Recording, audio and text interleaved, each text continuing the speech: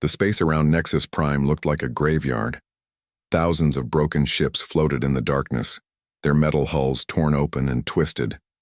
Some were large Council warships, others were smaller fighter craft. All of them were dead now, just cold metal drifting in the void. Admiral Kextar stood on the bridge of his flagship and watched the wreckage spin slowly past the viewing window.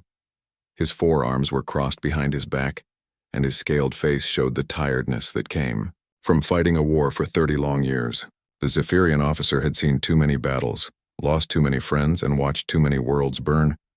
The tactical display in front of him showed red dots scattered across the star map. Each red dot was a Vorthan ship or base. There were so many of them. After 3 decades of fighting, the enemy seemed stronger than ever. Their black ships moved through space like hunting beasts, and their weapons could tear through the strongest Council shields. "Admiral, we're receiving another distress call from the Kepler system," said his communications officer, a young Zephyrian named Velik. The officer's voice was steady, but Kextar could hear the strain underneath. They all felt it now, the weight of a war that seemed to have no end. Kextar nodded but did not turn around. "Send what ships we can spare. It won't be enough, but we must try." He had said those same words hundreds of times before. The Council always tried, but it was never enough against the Vorthans. Across the galaxy, on the massive Council ship, Sovereign Dawn, Ambassador Valona received the same news. The crystalline collective representative looked like living glass, her transparent body catching and reflecting light in beautiful patterns. But today, those patterns were dull and gray, showing her deep sadness. The Council chamber was filled with representatives from 12 different species. There were the insect-like arachnids with their clicking voices, the energy beings called ethereals who glowed with soft light, and the rock-like granite people who spoke in rumbling tones. All of them had been fighting the Vorthans for 30 years. All of them were tired. "The reports from the front lines are not good," Valona said to the assembled council. Her voice rang like crystal bells, but the sound was hollow. "We have lost another battle fleet at Rigel 7. The Vorthans used their new shield technology again. Our weapons could not break through." Commander Zalath of the Arachnid Federation made a clicking sound of anger. His multiple eyes glowed, red in the dim light of the chamber. "How many more ships must we lose? How many more worlds must burn before we find a way to stop them?" The answer was always the same. No one knew. The Vorthans had started this war by attacking peaceful trading posts along the galactic rim. At first, the Council thought it would be a short conflict. The Vorthans were just one species after all. How could they stand against the combined might of 12 advanced civilizations? But the enemy had surprised everyone. Their technology was unlike anything the Council had seen before. Their ships had shields that could absorb massive amounts of energy. Their weapons could cut through the strongest armor like it was paper. Worst of all, they seemed to have unlimited resources and endless numbers of ships. Every time the Council mounted a major offensive, the Vorthans would counter with something new. New weapons, new defenses, new tactics that caught the Council forces off guard. The war had become a brutal stalemate, with neither side able to gain a decisive advantage.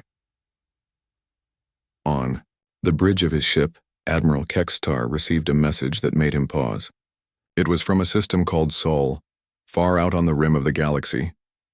The message was simple and direct, sent in basic galactic common language. To the Galactic Council, "We are humans from the planet Earth. We have heard about your war with the Vorthans. We want to help. We request permission to join the Council and offer our assistance." Kextar stared at the message for a long moment. Humans. He had never heard of them. His ship's computer searched the galactic database and found only a basic entry. The humans were a young species that had only recently discovered faster-than-light travel. They had fought many wars among themselves on their home planet, but they had never been involved in galactic politics. The Admiral forwarded the message to the Council with a short note. "Another species wants to join the war effort. They appear to be primitives from a backwater system. Recommend standard diplomatic courtesy but do not expect significant military contribution. In the council chamber, the human message caused quite a stir. Some representatives laughed openly. How could a species that had barely left its own solar system help in a war that had defeated the galaxy's most advanced civilizations? They still use chemical rockets for some of their space travel, said Councillor Trixon of the Ethereal Communion. His glowing form pulsed with what might have been amusement. Their largest warships are smaller than our escort frigates. What could they possibly offer?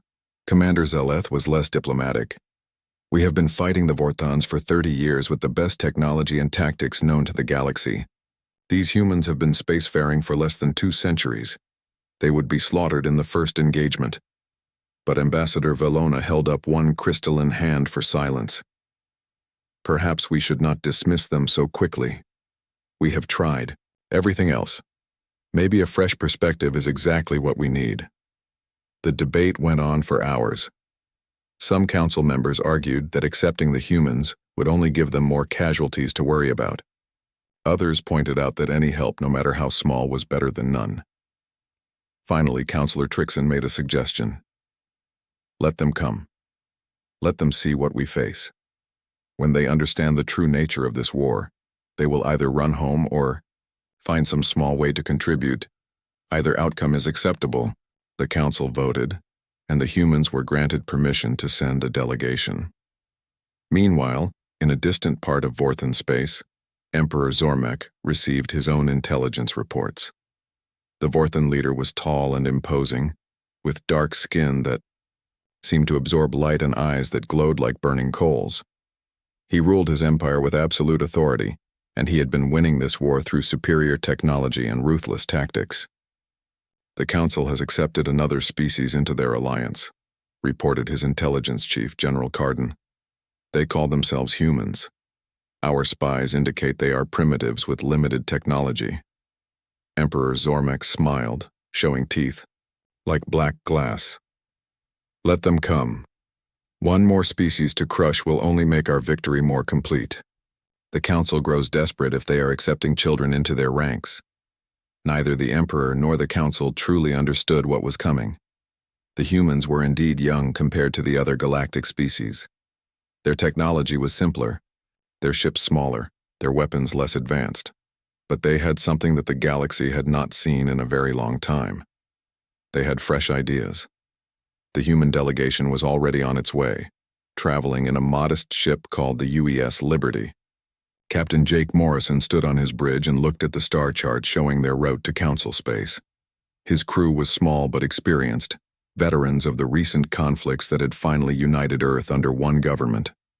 Captain, will reach the Council rendezvous point in 6 hours, reported his navigator, Lieutenant Sam Parker.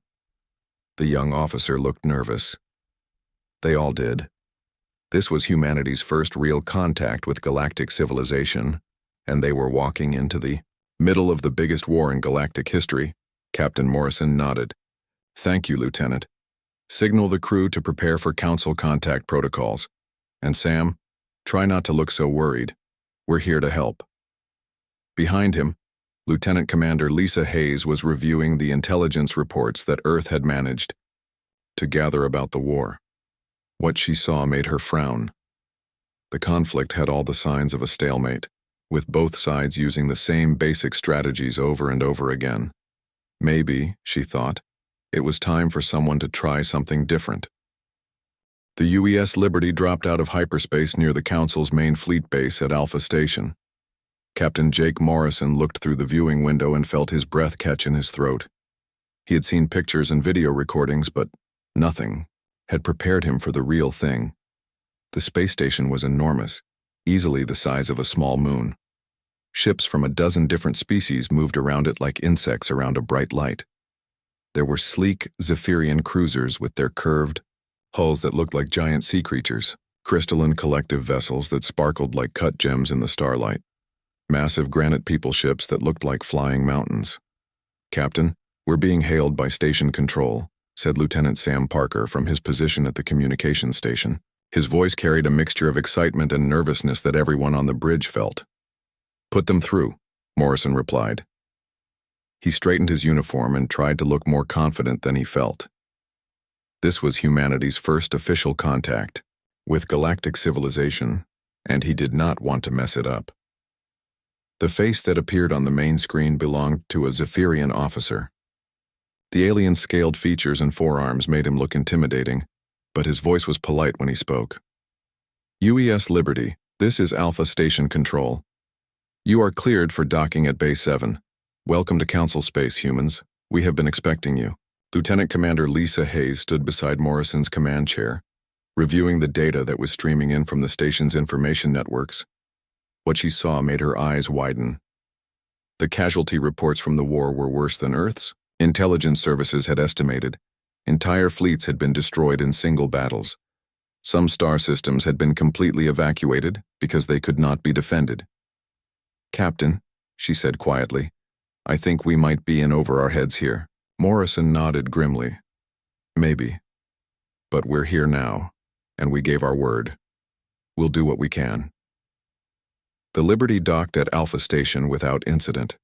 As the human delegation prepared to disembark, they could see alien crew members working on damaged ships in the other docking bays. Some of the vessels had holes burned completely through their hulls. Others were missing entire sections, held together by emergency force fields and prayer. Admiral Kextar was waiting for them at the docking port, along with a small honor guard of council officers. The Zephyrian admiral looked tired, but he greeted the humans with proper military courtesy. Captain Morrison, I am Admiral Kextar of the Council Fleet. On behalf of the Galactic Council, I welcome you and your people to our cause. Morrison saluted in the human style, then extended his hand for a handshake.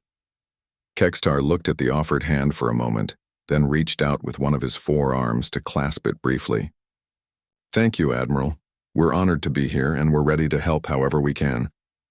Kextar's expression suggested he had doubts about how much help the humans could actually provide, but he was too polite to say so directly. Instead, he gestured toward a transport vehicle waiting nearby. Come. The Council is eager to meet with you and discuss how your people might contribute to our war effort. The ride through Alpha Station's corridors gave the humans their first close look at the diversity of galactic civilization. They passed shops run by floating energy beings, workshops where insect-like arachnids repaired damaged equipment with their multiple arms, and recreational areas where different species tried to relax despite the ongoing war. But everywhere they looked, the humans could see signs of the conflict. Medical facilities were overcrowded with wounded soldiers from a dozen different species. Memorial walls displayed the names of the dead in scripts and languages from across the galaxy. Even in the civilian areas, people moved with the careful tension of those who had lived with war for too long. The council chamber was impressive. A vast circular room with seats arranged for representatives of all member species. When the humans entered, they could feel dozens of alien eyes studying them with curiosity and skepticism. Ambassador Valona of the Crystalline Collective rose to address them. Her transparent form caught the light and threw rainbow patterns on the walls, but her voice was serious when she spoke. Humans of Earth, we welcome you to the Galactic Council. We understand you wish to help us in our struggle against the Vorthan Empire. Before we discuss what role you might play, you should understand what we face. What followed was a detailed briefing that left the human delegation stunned. The Vorthans were not just another hostile species. They were a military machine unlike anything in galactic history. Their technology was decades ahead of the Council's best equipment. Their tactics were ruthless and effective. Most disturbing of all, they seemed to have unlimited resources. Commander Zaleth of the Arachnid Federation spoke next, his multiple eyes glowing with anger as he described the enemy's capabilities. Vorthan ships carry shields that can absorb the full firepower of our battle fleets without failing. Their weapons can penetrate our strongest armor as if it were made of paper. In 30 years of war, we have never captured a single piece of their advanced technology intact. Every time we think we understand how to fight them, they reveal some new capability that changes everything. Captain Morrison listened carefully, taking notes on his personal data pad. Beside him, his tactical officer, Commander Ryan Burke, was doing the same. Their systems analyst, Dr. Amy Watson, was recording everything for later analysis. When the briefing was finished, Counselor Trixon of the Ethereal Communion floated forward. His glowing form pulsed with what might have been sympathy. As you can see, this is not a simple conflict between equals. The Vorthons have advantages that we do not fully understand. We appreciate your offer of help, but you must understand that many species more advanced than your own have tried and failed to find a solution. It was not said unkindly, but the message was clear. The humans were welcome to try, but no one expected them to succeed where others had failed. Dr. Watson was the first to speak for the human delegation. We understand the situation is difficult, but sometimes an outside perspective can see things that those close to a problem might miss. We'd like to study your intelligence reports, tactical analyses, and battle records. Maybe we can find something that hasn't been tried yet. Commander Zaleth made a clicking sound that might have been amusement. You are welcome to review our files. We have 30 years of data on Vorthon capabilities and tactics, but I warn you, every military mind in the galaxy has studied this information. What makes you think you will see something they missed? Commander Burke answered with quiet confidence. Because we're human. We think differently than you do. On Earth, we've spent our entire history fighting wars with limited resources against superior enemies. We've learned to find weaknesses that others might overlook. Admiral Kekstar studied the humans with new interest. There was something in their manner that suggested they were not as naive as they appeared. They had not seemed surprised or intimidated by the briefing. Instead, they had listened with the careful attention of experienced soldiers evaluating a tactical situation. Very well, the Admiral said finally. You will be given access to all our intelligence data. You will also be assigned quarters on Alpha Station and provided with whatever support you need for your analysis. But I must ask, what can your people contribute militarily? Your ships are small, your weapons are primitive compared to what we face. Captain Morrison smiled for the first time since arriving at the station. Admiral, we may not have the best technology in the galaxy, but we have something else. We have the largest industrial capacity of any species currently in Council space. When we decide to build something, we build a lot of it, and we build it fast. Lieutenant Commander Hayes pulled out a datapad and showed the Council representatives some figures from Earth's recent military buildup. The numbers made several of them sit up straighter in their seats. In the past 6 months since we first learned about your war, Earth's shipyards have been working around the clock. We've built over 800 combat vessels, with more coming off the production lines every day. They're not as advanced as Vorthon ships, but they don't have to be. Ambassador Valona's crystalline form flickered with interest. You are suggesting a strategy based on numbers rather than technological superiority. Exactly, Morrison replied. Sometimes quantity has a quality all its own. Dr. Amy Watson had been staring at data screens for 3 days straight. Her eyes were red from lack of sleep, and empty coffee cups littered her temporary workspace on Alpha Station. But she had found something that made her heart race with excitement. Around her, the other members of the human delegation were buried in their own research. Commander Ryan Burke was analyzing 30 years of battle reports, looking for patterns in Vorthon tactics. Lieutenant Commander Lisa Hayes was studying supply chain data that most military planners considered boring, but essential. Captain Jake Morrison was coordinating with Earth's industrial centers, trying to understand exactly what humanity could contribute to the war effort. But it was Dr. Watson who made the breakthrough that would change everything. Captain, she called out, her voice hoarse from too much caffeine and too little sleep. You need to see this. Morrison looked up from his own datapad and walked over to Watson's workstation. The screen was filled with technical specifications and chemical formulas that meant nothing to him, but Watson's expression told him this was important. What did you find, Amy? Watson pointed to a series of charts showing the composition of Vorthon ship hulls, weapons, and shield generators. Look at this. Every single piece of Vorthon technology has one thing in common. They all contain significant amounts of an element called trilithium. Morrison frowned. Never heard of it. That's because it's incredibly rare, Watson explained, pulling up a galactic resource map. As far as we can tell, trilithium only occurs naturally in 3 star systems in the entire galaxy, and all 3 of those systems are controlled by the Vorthons. The implications hit Morrison like a physical blow. You're saying their entire technological advantage depends on one element? Not just depends on it, Watson said, her excitement growing. According to these technical analyses, trilithium degrades rapidly when exposed to normal space conditions. Vorthan ships need constant resupply of fresh trilithium to maintain their shields and weapons at full power. Commander Burke looked up from his own workstation. How constant? Watson checked her calculations again.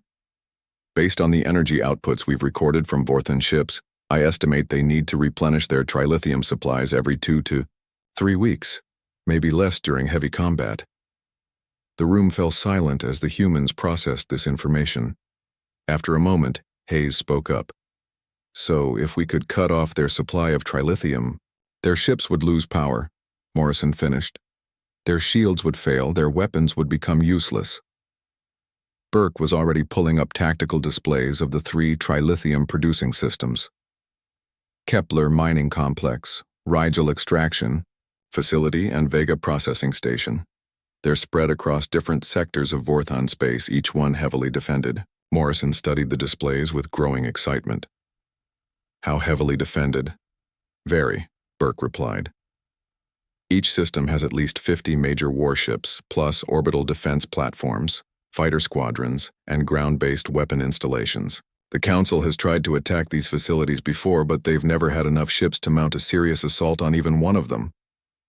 But we do, Morrison said quietly. The other humans looked at him with surprise. Hayes was the first to speak. Jake, even with our new production capacity, we don't have enough ships to take on 3 heavily fortified systems simultaneously. Morrison smiled, the same smile he had worn when explaining human industrial capacity to the Council. Lisa, you're thinking like a Council military planner. You're thinking about building ships that can match Vorthan vessels one-on-one. He walked over to the main display and pulled up specifications for the new human warships currently being built in Earth's orbital shipyards. These ships aren't designed to match Vorthan technology. They're designed to overwhelm it. Each one costs about 1/10 what a Council cruiser costs to build. They carry simpler weapons, lighter armor, and basic shields. But we can build 10 of them in the time it takes the Council to build one of their advanced warships. Watson caught on first. Swarm tactics. Exactly, Morrison replied.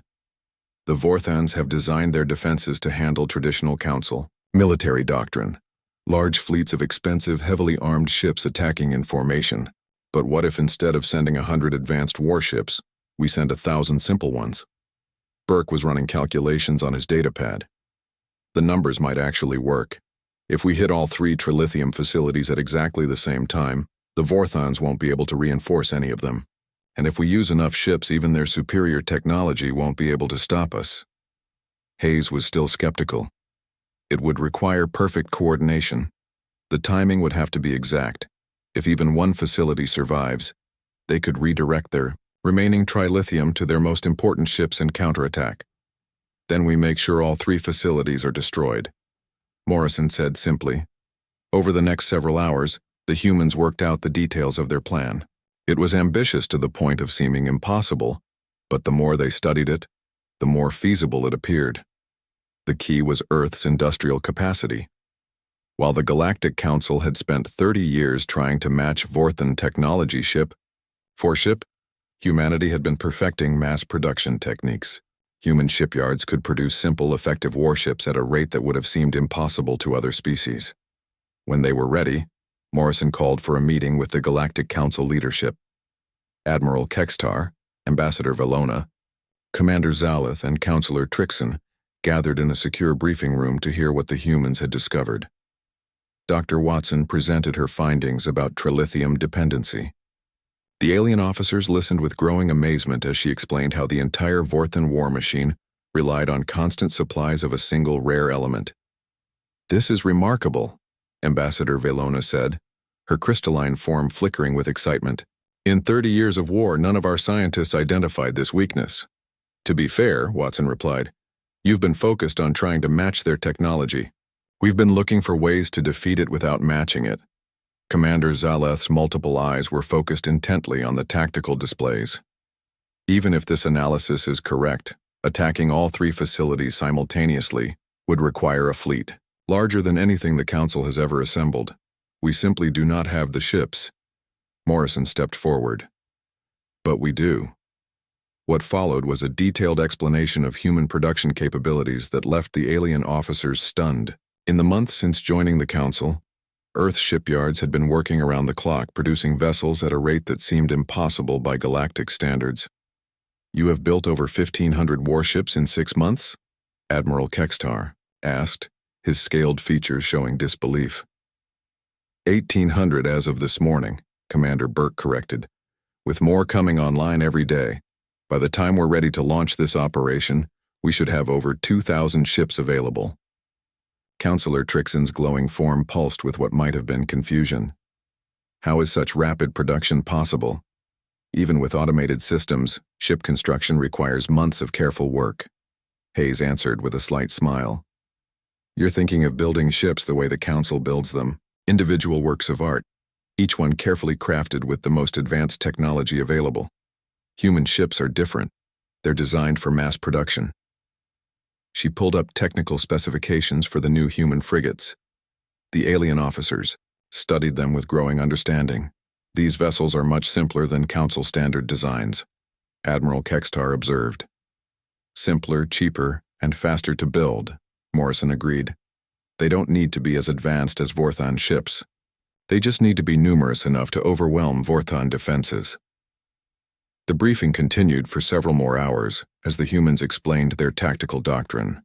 Instead of trying to match the enemy's technological superiority, they would defeat it through sheer numbers and coordinated attacks.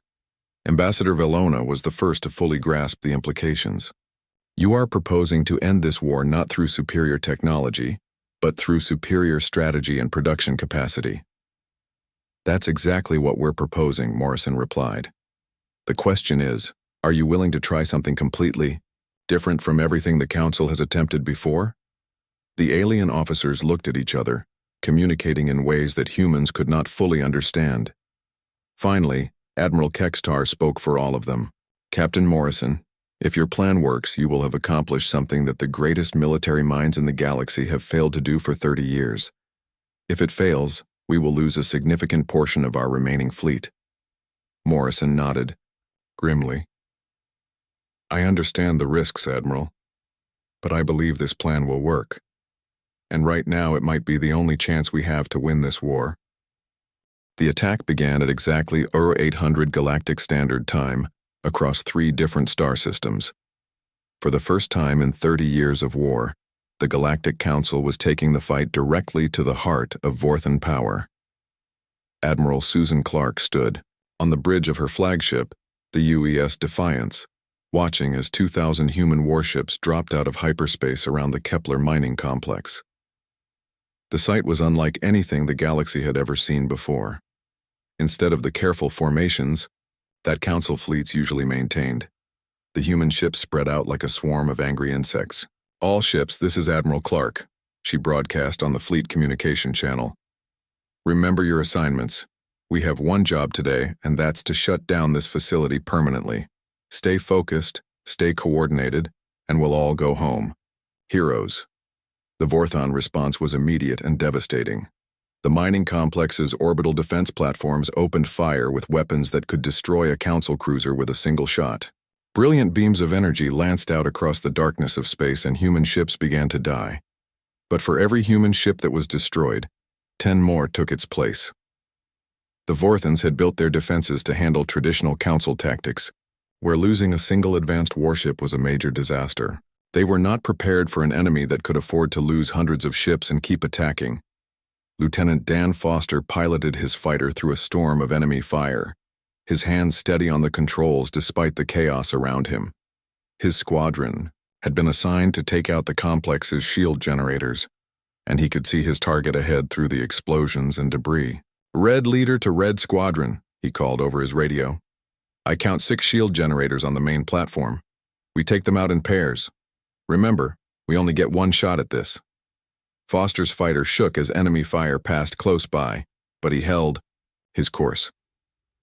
Behind him, Captain Michelle Brooks led her own squadron of bombers toward the trilithium processing plants that were the real target of the attack. On the bridge of the Defiance, Admiral Clark watched the battle unfold on her tactical displays. The human losses were heavy, but they were within acceptable limits. More importantly, the Vorthon defenses were beginning to weaken under the constant pressure. 3,000 light-years away, at the Rigel extraction facility, Captain Tony Reed was leading a very different kind of attack. Instead of the direct assault that Admiral Clark was conducting at Kepler, Reed's force was using stealth and infiltration. The key to Reed's plan was captured Vorthon shuttles that his intelligence team had acquired through months of careful preparation.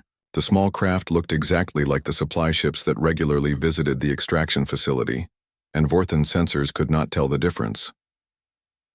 Major Kate Sullivan sat in the cramped cabin of one of these disguised shuttles, checking her equipment one final time. Around her, 30 human Special Forces soldiers prepared for what might be the most dangerous mission of their lives. "Remember, people," Sullivan said quietly, "we need to get inside that facility and plant our charges without being detected. Once those trilithium refineries are destroyed, every Vorthon ship in this sector will start losing power within hours." The shuttle docked with the extraction facility without incident.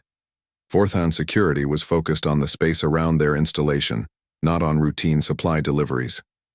Sullivan and her team slipped aboard the station wearing stolen Vorthon uniforms and began making their way toward the refinery levels. The inside of the facility was like nothing the humans had ever seen. Massive machines processed raw trilithium, ore into the refined element that powered the Vorthon war machine.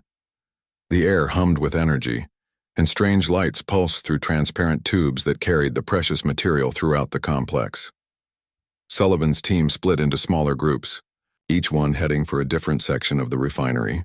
They had studied the facility's layout for weeks, but being inside the actual structure was still overwhelming. Everything was built on a scale that seemed designed to intimidate. At the third target, the Vega processing station, Admiral Paul Johnson was conducting the most dangerous part of the entire operation. His fleet was smaller than the other two, but his mission was just as critical. The Vega station was the most heavily defended of the 3 trilithium facilities.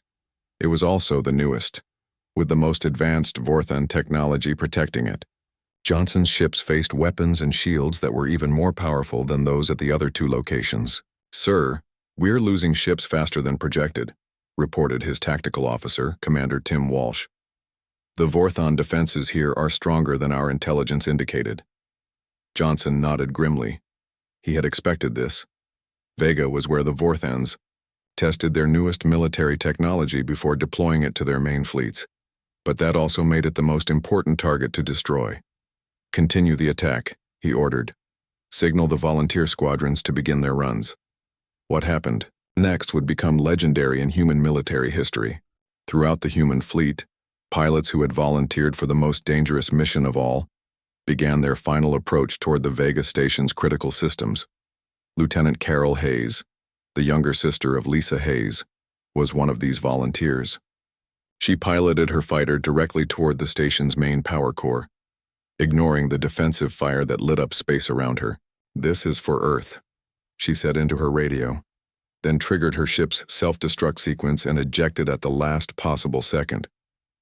Her fighter, along with dozens of others, slammed into the Vega station's shields and armor with the force of small nuclear weapons.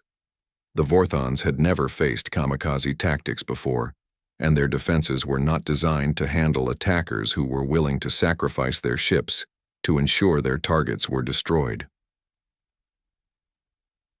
Back at the Kepler mining complex, Admiral Clark watched as the facility's defenses finally began to collapse. The shield generators that Lieutenant Foster's squadron had been targeting exploded in brilliant flashes of light, leaving the mining platforms vulnerable to direct attack. "All bombers, this is Admiral Clark," she broadcast. "The shields are down. Begin your attack runs on the primary trilithium storage tanks." Captain Michelle Brooks led her bomber squadron through the gap in the Vorthon defenses. The trilithium storage facilities were massive structures that held enough refined element to power hundreds of Vorthon warships. Destroying them would cripple the enemy's ability to maintain their technological advantage. Brooks's bombs found their targets with deadly accuracy. The storage tanks erupted in explosions that could be seen from hundreds of kilometers away. Secondary explosions followed as the chain reaction spread throughout the facility. At Rigel, Major Sullivan's infiltration team had successfully planted their charges throughout the extraction facility's refinery levels. As they prepared to evacuate, Sullivan activated the detonation sequence that would destroy the facility from within. "Charges armed," she reported over her communicator. "All teams get to the evacuation shuttles now." The explosion that followed tore the Rigel facility apart from the inside. Without the refinery to process raw trilithium ore, the Vorthans would lose 1/3 of their total production capacity immediately. Admiral Johnson's attack on Vega was the last to succeed, but it was also the most complete.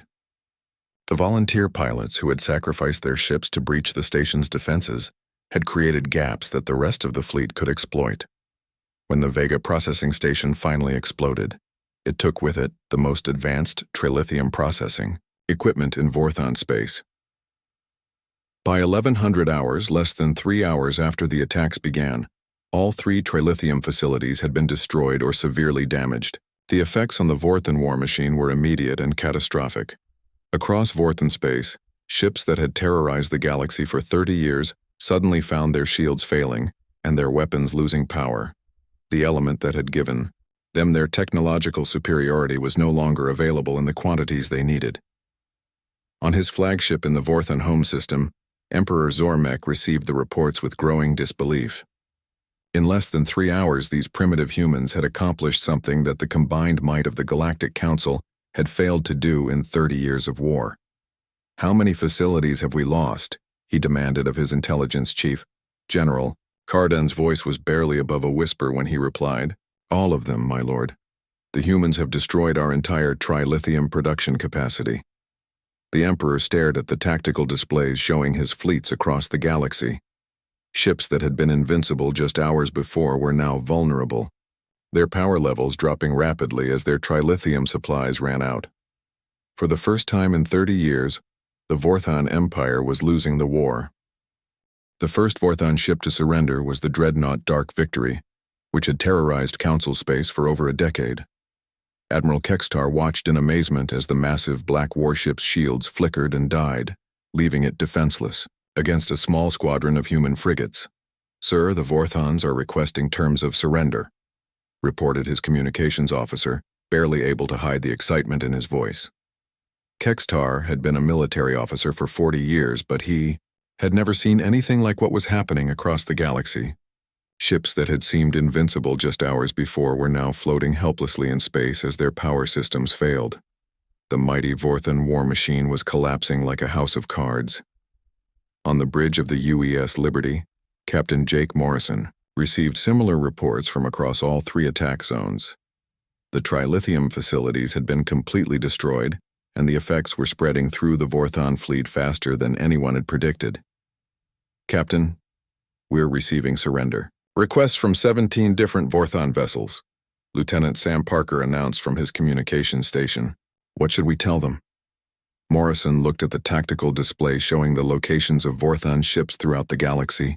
Red symbols that had represented deadly threats just hours ago were now blinking yellow as their power levels dropped below combat effectiveness. "Put me on an open channel to all Vorthon forces," Morrison ordered. "This is Captain Jake Morrison of the United Earth Fleet, speaking for the Galactic Council.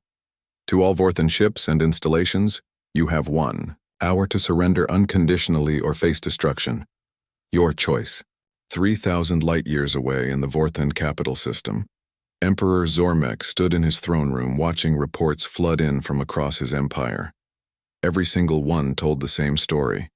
His fleets were powerless, his weapons were failing, and his 30-year reign of terror was coming to an end. General Cardan entered the throne room with his head bowed in defeat. "My lord, we have lost contact with 70% of our fleet. The remaining ships are reporting critical power failures. Without trilithium, our weapons and shields are useless." The Emperor's burning eyes fixed on his general with fury. "How did this happen?" How did these primitive humans accomplish what the Council could not do in 30 years? Carden had been asking himself the same question. They thought differently than we expected, my lord. Instead of trying to match our technology, they found our weakness and exploited it. Their strategy was unlike anything we had prepared for. Emperor Zormek walked to the great window that looked out over his capital city. For 30 years he had built an empire through superior technology and ruthless tactics.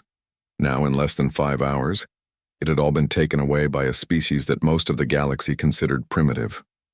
What are their terms? He asked quietly. Unconditional. Surrender, my lord. Complete disarmament of all military forces. Occupation of key systems by Council peacekeeping forces. War crimes trials for military leadership.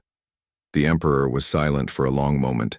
Outside his window he could see Vorthon civilians going about their daily lives, unaware that their empire was collapsing around them. Many of them had never known anything but war. What would happen to them now? Send a message to the Council, Zormek said finally. Tell them that the Vorthon Empire surrenders unconditionally.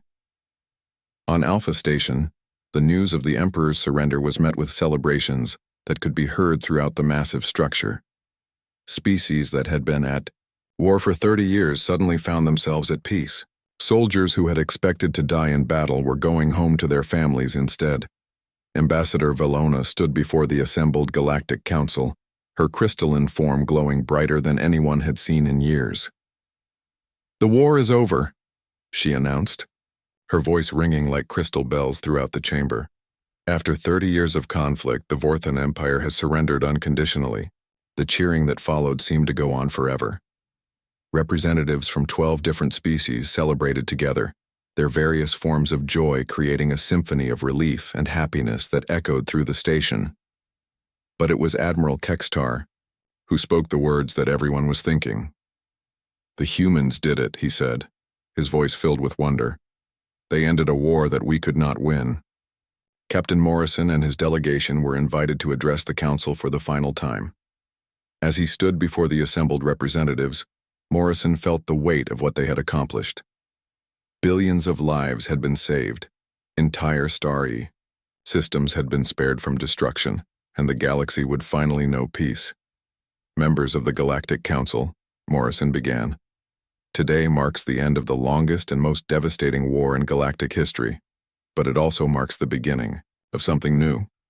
Humanity is honored to have played a part in bringing peace to the galaxy. Counselor Trixon's glowing form pulsed with what was clearly gratitude. Captain Morrison, your people have accomplished something that military experts said was impossible. How do we thank a species that has given us back our future? Morrison smiled. You don't need to thank us. We're all part of the same galaxy now. What threatens one of us threatens all of us. What benefits one of us benefits all of us. Dr. Amy Watson was appointed as the head of the new Galactic Strategic Planning Division, tasked with preventing any future conflicts from reaching the scale of the Vorthon War. Commander Ryan Burke began training alien officers in human tactical doctrine, teaching them to think outside traditional military frameworks. Lieutenant Commander Lisa Hayes took charge of the peacekeeping forces that would occupy former Vorthon territory during the transition to a new government. It was a massive responsibility, but the humans had proven they could handle challenges that seemed impossible. The rebuilding process took years, but it was guided by principles that the humans had brought to galactic civilization. Instead of punishment and revenge, the focus was on rehabilitation and integration. Former Vorthon territories were gradually brought into the Council as equal members, their people given the chance to build new lives in a peaceful galaxy. Some Vorthons, like former General Carden, chose to work with the occupation forces. Carden himself admitted that he had learned more about military strategy from studying human tactics than he had in decades of conventional warfare. Your people fight with their minds as much as their weapons, he told Commander Burke during one of their planning sessions. We focused so much on building better technology that we forgot the most important weapon of all, creative thinking. 5 years after the war ended, Captain Morrison stood on the observation deck of the new Unity Station, a massive space platform built jointly by humans and their former enemies. Through the viewing window, He could see ships from dozens of different species working together on peaceful projects. The galaxy had changed in ways that no one could have predicted. The war that had seemed endless was now just history. Children from a dozen different worlds grew up knowing only peace, their parents' struggles becoming stories told to help them understand how precious that peace was. Dr. Watson often said that the real victory had not been military but philosophical. The galaxy had learned that there was always another way to solve problems, no matter how impossible they seemed. Sometimes it just took someone thinking differently to find the solution. Admiral Kextar, now retired, wrote in his memoirs that the humans had taught the galaxy the most important lesson of all, that superior technology was no match for superior thinking. The Vorthans had built better weapons, but the humans had built a better strategy. As Morrison watched the peaceful ships moving through space, he thought about the message that humanity had sent to request permission to join the war effort. It seemed like a lifetime ago, but it had been less than 6 years. The galaxy had been at war for 30 years when humanity joined. The war had ended in 5 hours, not because humans were better fighters, but because they were better thinkers. They had looked at an impossible situation and found a way to make it possible, and in doing so, they had given the galaxy something it had almost forgotten how to hope for: a future without fear.